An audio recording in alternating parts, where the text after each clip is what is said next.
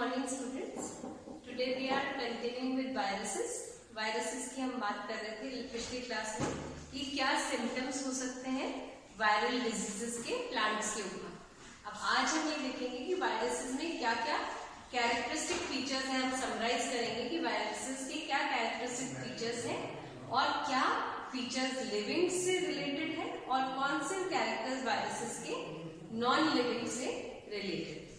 तो वायरसेस की क्या कैरेक्टर्स है? सबसे पहले हम ये कह सकते हैं they are resolve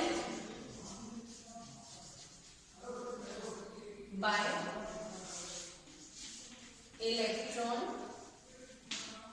microscope, very small in size. क्योंकि ये आकार में इतने छोटे होते हैं, बैक्टीरिया से भी छोटे होते हैं, तो सिंपल कंपाउंड माइक्रोस्कोप में हम इनको नहीं देख सकते। इनको अगर हमें देखना है तो हमें इलेक्ट्रॉन माइक्रोस्कोप यूज करना पड़ेगा, तभी वो हमें दिखाई देते हैं। तो they can be resolved by electron microscope. उसके अलावा हम कह सकते हैं कि they are most of them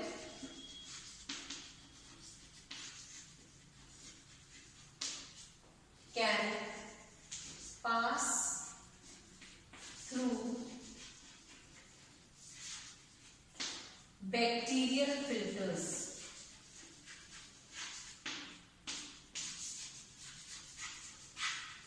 ज्यादातर इतने छोटे होते हैं कि वो बैक्टीरियल फिल्टर्स के थ्रू पास हो सकते हैं। ठीक है, फिर हम कहते हैं कि दे प्रोड्यूस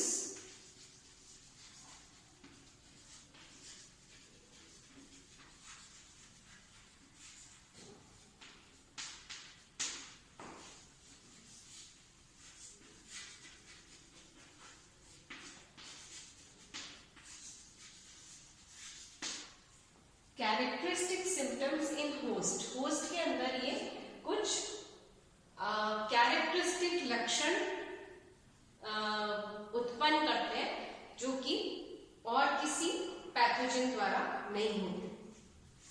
तो ये वायरसेस के हम कैरेक्टर्स बता रहे हैं।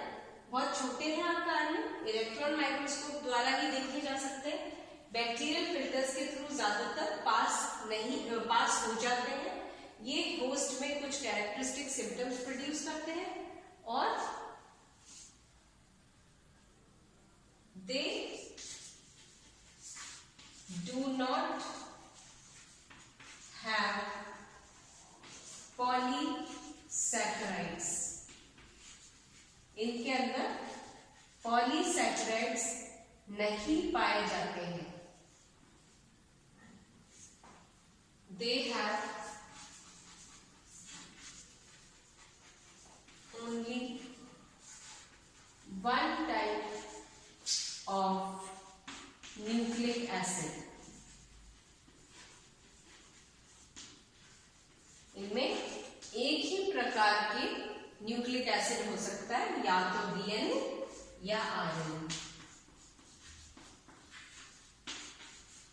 दोनों कभी एक साथ नहीं पाए जाते। फिर इसके बाद आता है दे can B crystallized,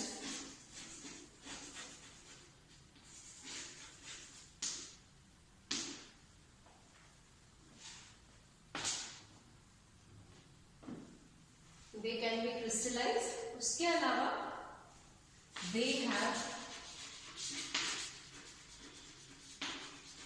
no cell wall or cell membrane।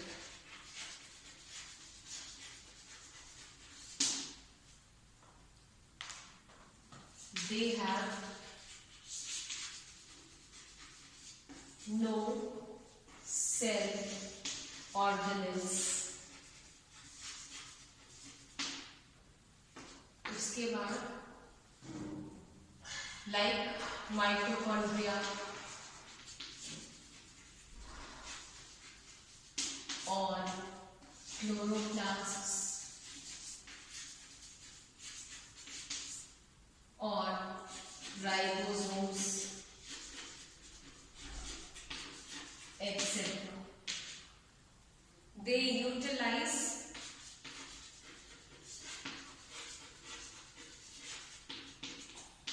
host cell ribosomes for synthesis.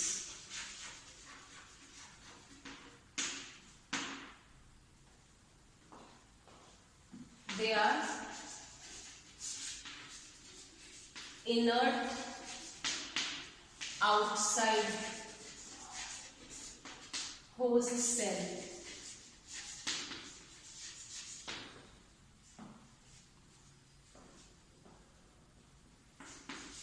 They have no cell division.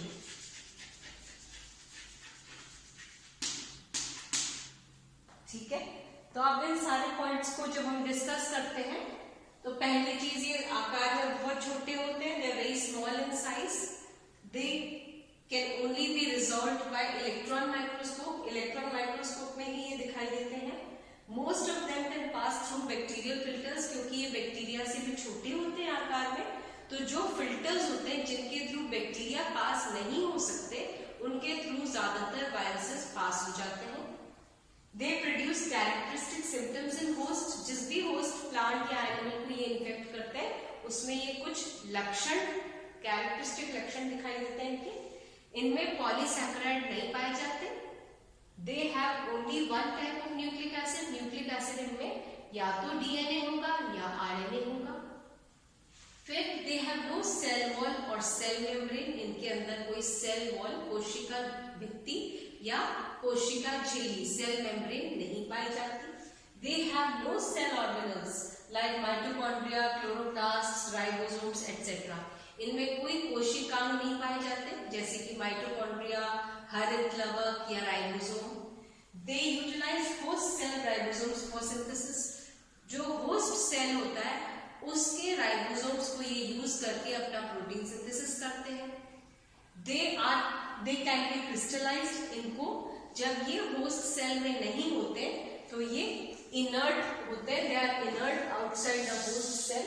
जब ये होस्ट सेल के बाहर होते हैं तो ये बिल्कुल इनर्ट होते हैं और ये क्रिस्टलाइज भी हो सकते हैं outside the host cell. They have no cell division. They do not respire. इनमें रेस्पिरेशन भी नहीं होता और ये सेल डिवीजन या कोशिका विभाजन भी नहीं दिखाते.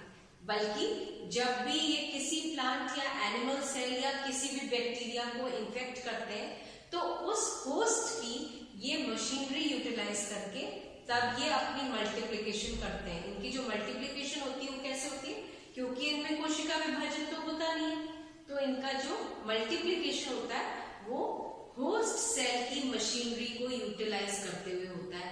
चाहे वो होस्ट सेल का डीएनए हो, चाहे वो होस्ट सेल के राइबोसोम्स हैं, उन सब को यूटिलाइज करते हुए ये मल्टीप्लाई करते हैं. तो हम एग्जैक्टली इसमें वायरल रिप्रोडक्शन नाम नहीं लेते.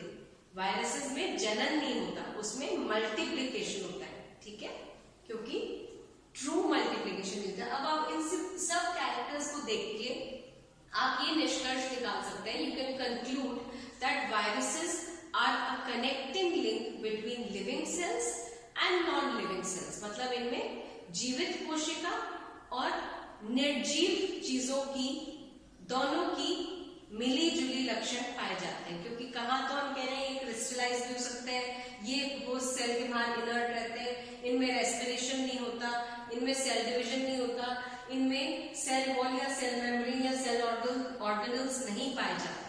लेकिन जब ये किसी भी होस्ट सेल को इन्फेक्ट कर लेते हैं तब ये सारे जीवित लिविंग ऑर्गेनिजम्स के लक्षण दिखाने लग जाते हैं. कैसे?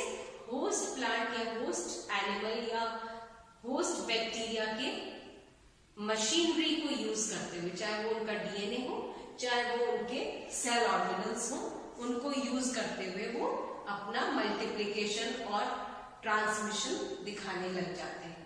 तो ये सारे सारे कैरेक्टर्स में हम सब तरह के पॉइंट्स ले सकते हैं। पहली चीज difference between viruses and other living cells. तो डिफरेंसेस जब हम कहेंगे लिविंग सेल्स में और वायरसेस में, तो हम ये कह सकते हैं कि क्योंकि इनमें सेल वॉल या सेल मेम्ब्रेन नहीं होता, इनमें सेल ऑर्गेनल्स नहीं होते, ये होस्ट सेल के राइबोसोम्स को यूटिलाइज करते हैं, इनमें या तो डीएनए होता है या आरएनए होता है, क्योंकि जितने भी लिविंग ऑर्गेनिजम्स हैं उनमें दोनों ही प्रेजेंट होते हैं, डीएनए एंड आरएनए। फिर इनमें पॉलीसैकेराइड्स नहीं होते, जितने भी लिविंग ऑर्गेनिजम्स हैं उनमें कहीं ना कहीं पॉलीसैकेराइड पाए जाते हैं। फिर उनमें रेस्पिरेशन भी होता है लिविंग ऑर्गेनिजम्स में, जो इनमें नहीं है। उनमें सेल डिवीजन होता है, जो वायरसेस में नहीं है। तो ये सारे पॉइंट्स हम लेंगे तो ये आ जाएगा कि वायरसेस एंड लिविंग ऑर्गेनिजम्स में अंतर। फिर दूसरी बात ये आएगी कि बाकी कैरेक्टरिस्टिक फीचर्स हैं क्या वायरसेस के, तो ये सारे कैरेक्टरिस्टिक फीचर्स हो गए वायरसेस के। फिर आता है कि हम वायरसेस को लिविंग एंड नॉन लिविंग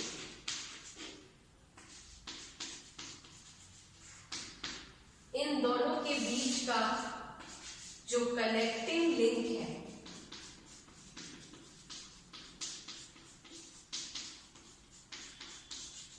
वो वायरसेस है।